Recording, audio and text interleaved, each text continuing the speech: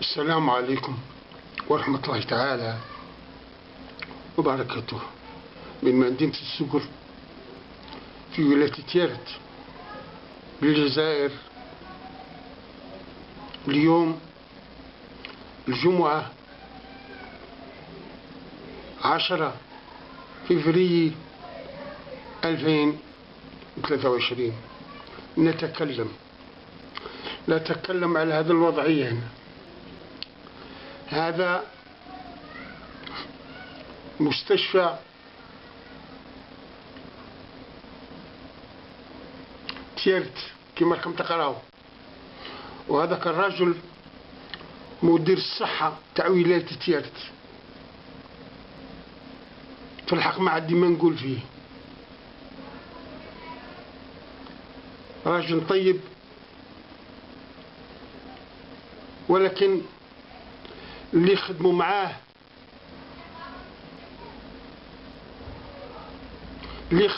اللي داروا هاد الصوالح. اذا نقولوا للسيد مقران المختار مستشفى تاع تيارت راح في داهية. لا راني نحكي لكم، راني يومين كنت ثما، راح في داهية. تخذ المستشفى تاع تيارت والله ما قادر تخذ. يحكموا فيه ماشي الإداريين، لا لا لا لا اللي قاضين البيبان هادو. يامس الخميس رحنا نطلوا على مريض الله يشافيه ان شاء الله، نروح نطلوا عليه، حلوا علينا البيبان هادو راكم تشوفوهم، هادو حلوا الباب مش البيبان. 300 ولا 400 واقفة منا، و300 ولا 400 واقفة منا. كما راني نوري لكم، مانيش ماشي من راسي.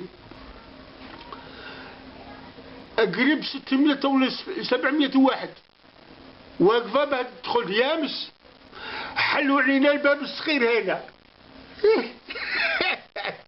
الكبير بلوه وحلوا علينا الصغير، على خاطر هذو اليامات راه كان الكورونا، باش يحلوا الباب الكبير باش دفقت الناس. ضربة واحدة وراحت دخلت. لا، الزوج قال 20 يامس حلوا الباب الصغير هذا باش نلصقوا في بعضنا بعض، ولصقنا في بعضنا بعض، الله يجيب الخير. إذن اللي يحكموا في هذه البيبان هما اللي يحكموا. واليوم الجمعة، اليوم الكارثة، اليوم سكان تيارت على بالهم بلي كاين برد كبير، وكان قريب 500 واحد واقف من الجهة هذه اللي منا، و500 من هيه. يحلوا على 21 يامس، حلوا على الزوج قال 4. اليوم واش من ساعة يحلوا؟ حلوا على 3 قال 4. نعم. قعدنا من 12 رحنا بكري، من 12 حنا نستناو حتى 3 قال 4. الزريريات قمروا. الله يجيب لكم مصيبة ان شاء الله، الله يجيب لكم مصيبة. يا اللي درتوا لنا كيما هكا، الله يجيب لكم مصيبة، الله يجيب لكم مصيبة ان شاء الله. يا الحقارين، ماشي الإداريين وماشي مدير الصحة، لا، اللي قابضين البيبان يحكموا في رواحهم.